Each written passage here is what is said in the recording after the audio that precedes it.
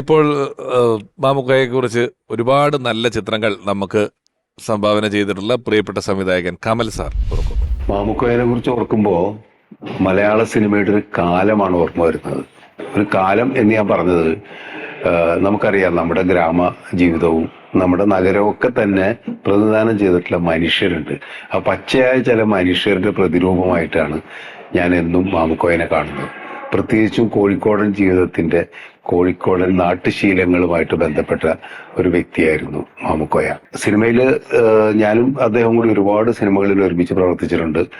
എൻ്റെ പെരുവണ്ണാപുരത്തെ വിശേഷങ്ങൾ എന്ന സിനിമയിലാണ് ആദ്യം മാമുക്കോയ അഭിനയിക്കുന്നത്. അതിനുശേഷം നിരവധി സിനിമകളിൽ. ഏറ്റവും ഹൃദയത്തോട് ചേർത്ത് നിർത്തുന്ന ഒരു സിനിമ എന്ന് പറയുന്നത് പെരുമഴക്കാലത്തിൽ മാമുക്കോയ ചെയ്ത വേഷമാണ്. അതുവരെയും ഒക്കെ തന്നെ ഹാസ്യ കഥാപാത്രങ്ങളെയാണ് മാമുക്ക കൂടുതൽ പ്രതിദാനം ചെയ്തിട്ടുള്ളതെങ്കിൽ പെരുമഴക്കാലത്തിൽ വന്നപ്പോൾ ആ സിനിമയിലെ തന്നെ ഏറ്റവും വേദനിപ്പിക്കുന്ന മുഹൂർത്തങ്ങളിലൂടെ കടന്നു പോകുന്ന, ആത്മസംഘർഷങ്ങൾ അനുഭവിക്കുന്ന ഒരു കഥാപാത്രമായിട്ടാണ് മാമുക്ക ആ സിനിമയിൽ വരുന്നത്.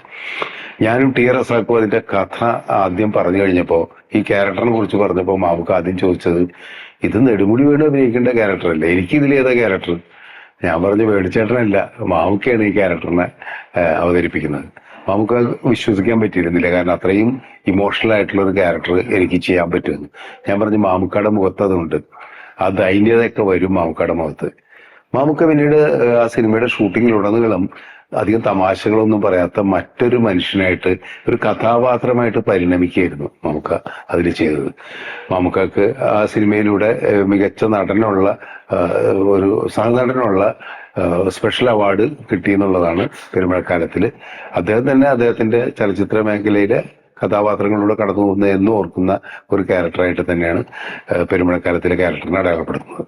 നമുക്കറിയാം, ഈ തനത് ജീവിത രീതി, കോഴിക്കോടൻ ഭാഷയൊക്കെ സിനിമയിലൂടെ ഇന്ന് നമുക്ക് എല്ലാ ദേശത്തിന്റെയും സിനിമകൾ പലപ്പോഴും കഥാപാത്രങ്ങൾ ഈ പുതിയ കാലത്തെ സിനിമകളിൽ കാണാം. പക്ഷെ ഒരു കാലഘട്ടത്തിൽ മാമുക്കോയാണ് അതിന്, അല്ലെങ്കിൽ ഇന്നസെന്റ് തൃശ്ശൂർ ഭാഷ എന്നുള്ള രീതിയിൽ ഇവരാണ് അത് തുടങ്ങി വെച്ചതെന്നാണ് എനിക്ക് തോന്നുന്നത്.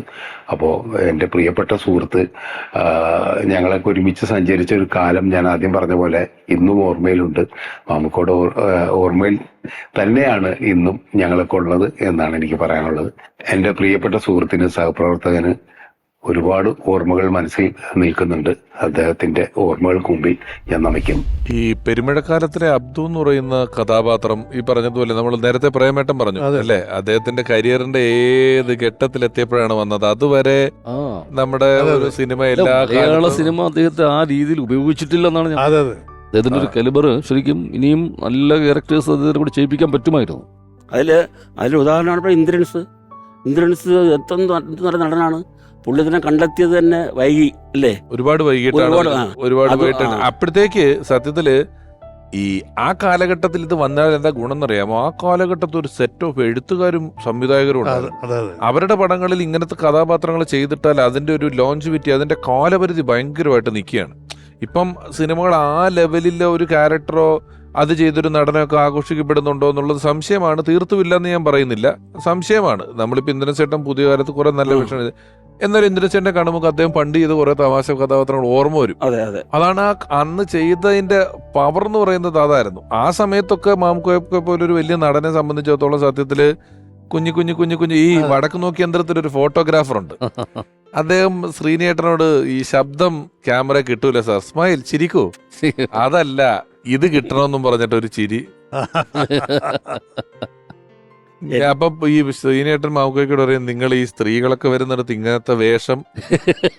അപ്പം പുള്ളി പറയണേ, ഇതിപ്പോ ഇവിടെ ആയോണ്ട്, ദുബായിലാണെങ്കിൽ ഓൺലി ട്രൗസേഴ്സ്. അതൊക്കെ നമുക്കങ്ങ് കാണും. ഇവര് ചെയ്ത് മനസ്സിനക്കരയിലെ ബ്രോക്കർ ആണെങ്കിലും എല്ലാം അദ്ദേഹം ചെയ്തിട്ടുള്ള കഥാപാത്രങ്ങൾ അത്രയ്ക്കുണ്ട്.